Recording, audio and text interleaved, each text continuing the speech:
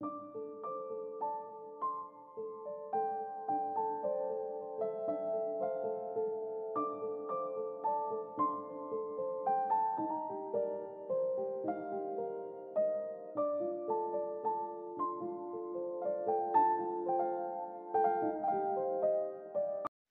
అండి, అందరికీ నమస్తే. నేను మీ తెలుగమ్మాయి లక్ష్మి. మార్నింగ్ 6:30 అవుతుందండి. లేచిన వెంటనే ఫ్రెష్ అయిపోయి ఫస్ట్ కిచెన్లోకి వచ్చి బ్రేక్ఫాస్ట్ ప్రిపేర్ చేస్తున్నాను. పిల్లల స్కూల్ టైమింగ్స్ మార్చారండి. నిన్నటి వరకు 9:30కి వెళ్ళేవారు కదా, ఇప్పుడు 8:15 కల్లా స్కూల్కి వెళ్ళిపోవాలి. అందుకని ఫస్ట్ నేను ఇక్కడ బ్రేక్ఫాస్ట్ అయితే ప్రిపేర్ చేస్తున్నాను బాక్సుల్లోకి. అలాగే వాళ్ళు ఇప్పుడు తినడానికి కూడా ఇడ్లీ ప్రిపేర్ చేస్తున్నానండి. నేను ఇక్కడ ఇడ్లీ పిండిలో బీట్రూట్ తురుము వేశాను. ఈ విధంగా బీట్రూట్ తురుము కానీ, క్యారెట్ తురుము కానీ, ముల్లంగి, పాలకూర ఇలా ఏదో ఒకటి ఇడ్లీ పిండిలో, దోసల పిండిలో మిక్స్ చేసి వేస్తూ ఉంటాను. ఇలా వేయటం వల్ల ఇడ్లీలు, దోశలు కలర్ఫుల్గా ఉండటంతో పాటుగా తినడానికి కూడా చాలా రుచిగా ఉంటాయండి. మీ పిల్లలు క్యారెట్, బీట్రూట్, ముల్లంగి ఇటువంటివి తినకపోతే గనక వాటిని తురిమేసి ఈ విధంగా ఇడ్లీ పిండిల్లో, దోశ పిండిల్లో మిక్స్ చేసి వేస్తూ ఉండండి. వాళ్ళకి కావాల్సిన న్యూట్రియంట్స్ కూడా అందుతాయి. ఇడ్లీ స్టవ్ పై పెట్టేసి నేను ఇక్కడ డీటాక్స్ వాటర్ తయారు చేసుకుంటున్నాను.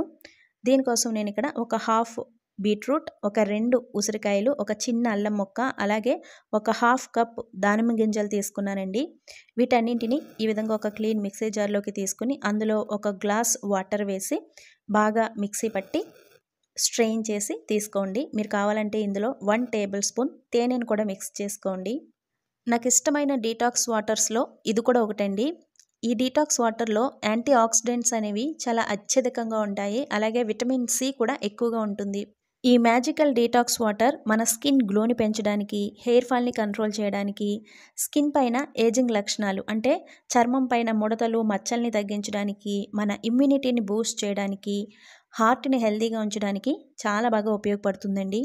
ఇప్పుడు రాబోయేదంతా కూడా పెళ్ళిళ్ళ సీజనే కదండి. కాబోయే పెళ్లి కొడుకులు, పెళ్లి కూతుర్లు పెళ్లి నాటికి అందంగా తెల్లగా మెరిసిపోవడం కోసం వారానికి 3 లేదా 4 సార్లు రెగ్యులర్గా ఈ జ్యూస్ని తీసుకోవడం స్టార్ట్ చేయండి. పెళ్లి నాటికి స్కిన్ పైన మంచి న్యాచురల్ గ్లో అనేది ఉంటుంది. ఈ రోజు నుంచే స్టార్ట్ చేయండి. నెక్స్ట్ నేను ఇక్కడ ఇడ్లీలోకి చట్నీ ప్రిపేర్ చేస్తున్నానండి. టమాటో చట్నీ. ఇది ఇడ్లీలోకి, దోశల్లోకి, రైస్లోకి, రోటీస్లోకి ఎందులోకైనా సరే చాలా టేస్ట్గా ఉంటుంది. దీనికోసం స్టవ్ పై ముక్కడు పెట్టుకుని అందులో ఆయిల్ వేసి నేను ఇక్కడ ఒక 4 టేబుల్ స్పూన్స్ వరకు మినప్పప్పును వేసుకున్నానండి. మీరు కావాలంటే శనగపప్పు కూడా వేసుకోవచ్చు. నెక్స్ట్ ఇందులో నేను కొంచెం పల్లీలు, అలాగే జీలకర్ర, ధనియాలు వీటన్నింటినీ వేసి ఒక్కసారి ఫ్రై చేసుకోండి. ఇవి కొంచెం ఫ్రై అయిన తర్వాత ఇందులో నేను ఒక 5-6 ఎండుమిర్చిని యాడ్ చేశాను. నేను తీసుకున్న ఎండుమిరపకాయలు కొంచెం కారం ఎక్కువగా ఉంటాయండి. సన్న మిరపకాయలు ఇవి. ఈ చట్నీలో కారం ఎక్కువగా ఉంటేనే బాగుంటుందండి. కారం తక్కువ అయితే అస్సలు బాగోదు. సో దాన్ని బట్టి మీరు ఎండుమిరపకాయలని తీసుకోండి. మిరపకాయలు వేసిన తర్వాత అవి కూడా కొంచెం ఫ్రై అయిన తర్వాత వీటన్నింటిని ఈ విధంగా ఒక గిన్నెలోకి తీసుకోండి. ఇప్పుడు ఇదే మూకుట్లో నేను ఇక్కడ ఒక 6 నుంచి 7 టమాటోని ఈ విధంగా సన్నగా కట్ చేసి వేసుకుంటున్నాను. నెక్స్ట్ ఇందులో ఒక 10 నుంచి 12 వెల్లుల్లి రెబ్బలను కూడా వేసానండి. వెల్లుల్లి ఎంత వేస్తే టేస్ట్ అంత బాగుంటుంది. నెక్స్ట్ ఇందులో నేను ఒక చిన్న అల్లం ముక్కను కూడా దంచి వేశాను. అలాగే ఒక కప్పు కొత్తిమీర కూడా వేసుకోవాలి. నెక్స్ట్ ఇందులో కొంచెం చింతపండు కూడా వేసి ఒక్కసారి కలిపి మూత పెట్టి వీటన్నింటినీ కూడా బాగా మగ్గనివ్వండి. ఈ టమాటాలు బాగా మగ్గిన తర్వాత స్టవ్ ఆఫ్ చేసి ఇవన్నీ కూడా బాగా చల్లారిన తర్వాత మిక్సీ పట్టుకోవాలి. తగినంత సాల్ట్ కూడా యాడ్ చేసి ఫస్ట్ మనం ఫ్రై చేసి పెట్టుకున్నాం కదండి పోపు దినుసులు, వీటిని గ్రైండ్ చేసుకున్న తర్వాత టమాటో కూడా వేసి వాటర్ యాడ్ చేయకుండా నేను ఇక్కడ గట్టిగా గ్రైండ్ చేసుకున్నానండి. ఇలా గ్రైండ్ చేసుకుంటే ఇది రైస్లో కూడా చాలా బాగుంటుంది. ఈ విధంగా గట్టిగా ఉంటే మనం ఇడ్లీల్లో, దోశల్లో తినలేము కదండి. అందుకని ఈ చట్నీని కొంచెం ఒక బౌల్లోకి తీసుకుని అందులో పెరుగు కానీ లేదంటే వాటర్ కానీ వేసి ఈ విధంగా కలుపుకుంటే ఇడ్లీలోకి, దోశల్లోకి పిల్లలకి తినడానికి బాగుంటుంది. మీరు వాటర్ వేయకుండా గట్టిగా మిక్సీ పట్టుకుంటే మనకి రైస్లోకి, చపాతీలోకి కూడా చాలా బాగుంటుంది. కలర్ఫుల్ ఇడ్లీ కూడా రెడీ అయిపోయిందండి. ఫస్ట్ పిల్లలకి బాక్స్లోకి పెట్టేశాను. వీళ్ళు ఆఫ్టర్నూన్ 2 o'clock వచ్చేస్తారండి. అంటే లంచ్ టైంకి ఇంటికి వచ్చేస్తారు. సో అందుకని మార్నింగ్ బ్రేక్ఫాస్ట్ ఏదైతే ప్రిపేర్ చేస్తానో అదే బాక్స్లో కూడా పెట్టి పంపిస్తాను. ఇంక వాళ్ళు తినడానికి కూడా ఇడ్లీ ఇస్తున్నానండి. సో ఇడ్లీ పైన ఈ విధంగా నువ్వులు, పల్లీల పొడి చల్లి పైన నెయ్యి వేసేస్తే మా పిల్లలకి చాలా ఇష్టం. సాహితీ, సాత్విక్ ఇద్దరు బ్రేక్‌ఫాస్ట్ చేసేసి స్కూల్‌కి బయలుదేరిపోయారండి. మార్నింగ్ 8:00 కాబట్టి వాళ్ళ డాడీనే డ్రాప్ చేస్తారు. ఇక మేము స్కూల్ వ్యాన్ కోసం వెయిట్ చేయవలసిన అవసరం లేదు. మార్నింగ్ టైంలో వాళ్ళ డాడీ డ్రాప్ చేసి వచ్చేస్తారు. పిల్లలు స్కూల్‌కి వెళ్ళిపోయిన తర్వాత నేను ఇక్కడ బ్రేక్‌ఫాస్ట్ ప్రిపేర్ చేసుకుంటున్నాను. ఇడ్లీలు వాళ్ళకి బాక్సులు అవి పెట్టేశాను కదండీ! అయిపోయాయి. మళ్ళీ ఇడ్లీ వేసుకోవడం ఎందుకులే అని నేను ఇక్కడ ఊతప్పంలాగా వేసుకున్నాను. పైన క్యారెట్ తురుము, బీట్రూట్ తురుము, ఆనియన్స్, నువ్వుల పొడి అన్నీ కూడా వేసుకున్నాను. సో ఇది నా బ్రేక్‌ఫాస్ట్ చేసిన తర్వాత ఇంట్లో పనంతా చేసుకుని స్నానం చేసేసి లంచ్ ప్రిపరేషన్ మొదలుపెట్టాను. ఈరోజు లంచ్‌లోకి ఆనపకాయ పప్పు అలాగే చిక్కుడుకాయ ఫ్రై చేస్తున్నాను. బ్రేక్‌ఫాస్ట్ చేసిన తర్వాత టీ, కాఫీలు తాగే అలవాటు పెద్దగా లేదండి. ఎప్పుడైనా తాగాలి అనిపిస్తే గనక తాగుతాను.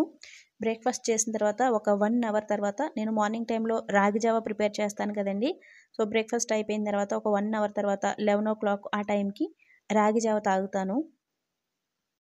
మార్నింగ్ పిల్లలు స్కూల్‌కి వెళ్ళిపోయిన తర్వాత బ్రేక్‌ఫాస్ట్ చేసేసి, ఇంట్లో పనులన్నీ చేసుకుని, స్నానం చేసేసి, ఈ విధంగా లంచ్ ప్రిపేర్ చేసేసి, నేను నా వీడియో ఎడిటింగ్ పనులు చేసుకుంటానండి. నాకు ఈ ఒక్క ఛానలే కాదు, ఇంకో ఛానల్ కూడా ఉంది.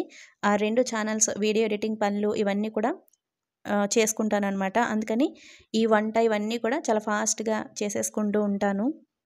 పిల్లలు స్కూల్ నుంచి 2:30కి వస్తారండి. ఇంకా వాళ్ళు స్కూల్ నుంచి వచ్చిన తర్వాత వాళ్ళకి భోజనం తినిపించడం, తర్వాత కొంతసేపు ఆడుకుంటారు. తర్వాత హోంవర్కులు చేయించడం, హోంవర్క్స్ అయిపోయిన తర్వాత ఏదో ఒక స్నాక్ చేసి పెట్టడం. ఇలా ఆఫ్టర్‌నూన్ టు ఈవినింగ్ రొటీన్ ఉంటుందండి. పిల్లలు వచ్చిన తర్వాత నేను ఇంకా వీడియో ఎడిటింగ్ పనులు ఇవన్నీ కూడా చేసుకోవడానికి టైం ఉండదు. మళ్ళీ వాళ్ళు నైట్ పడుకున్న తర్వాత నాకేమైనా వీడియో ఎడిటింగ్ పనులు అవి ఉంటే గనక చేసుకుంటాను. నా డే ఈ విధంగా బిజీగా ఉంటుందండి. అందుకనే వీడియోస్ రెగ్యులర్‌గా ప్రతిరోజు పెట్టడం అయితే కుదరట్లేదండి. ఆల్టర్‌నేటివ్ డేస్ గానీ, లేదంటే 2 డేస్‌కి ఒక వీడియో గానీ పోస్ట్ చేస్తున్నాను. మా పిల్లలకి ఇష్టమైన పప్పు, ఆనపకాయ రెడీ అయిందండి. పిల్లలిద్దరూ ఎక్కువ నాన్ వెజ్ వంటల కంటే కూడా ఈ విధంగా పప్పు, ఆనపకాయ, పప్పు, పాలకూర ఇవే ఇష్టంగా తింటారు. నెక్స్ట్ నేనిక్కడ చిక్కుడుకాయ ఫ్రై చేస్తున్నాను. దీనికోసం చిక్కుడుకాయల్ని వాటర్‌తో నీట్‌గా క్లీన్ చేసి, సన్నగా కట్ చేసి పెట్టుకున్నాను. చాలామంది ఫస్ట్ చిక్కుడుకాయలని బాయిల్ చేసేసి తర్వాత ఫ్రై చేసుకుంటారు కదండీ! నేనైతే డైరెక్ట్ ఫ్రై చేస్తున్నాను. బాయిల్ చేస్తే వాటిలో ఉండే న్యూట్రియంట్స్ అయ్యి పోతాయి అంటారు కదండీ! సో, అందుకనే నేనైతే బాయిల్ చేయట్లేదు. ఏ వెజిటబుల్స్ ఫ్రై చేసుకోవాలన్నా కూడా నేను డైరెక్టే ఫ్రై చేసుకుంటానండి. బాయిల్ చెయ్యను. ఈ చిక్కుడుకాయ ఫ్రై తయారు చేసుకోవడం కోసం నేనిక్కడ స్టవ్ పై మూకుడు పెట్టి అందులో ఆయిల్ వేసి, అందులో శనగపప్పు, వెల్లుల్లి, ఆవాలు, జీలకర్ర, కరివేపాకు, ఎండుమిర్చి, ఆనియన్స్ వీటన్నింటిని వేసి ఫ్రై చేసుకున్న తర్వాత అందులో సన్నగా కట్ చేసి పెట్టుకున్న చిక్కుడుకాయలను కూడా వేసేసి ఒక్కసారి కలిపి ఇందులో సాల్ట్ వేసి మూత పెట్టేసి మధ్య మధ్యలో తిప్పుతూ చిక్కుడుకాయలన్నీ కూడా బాగా మగ్గే వరకు ఫ్రై చేసుకోండి.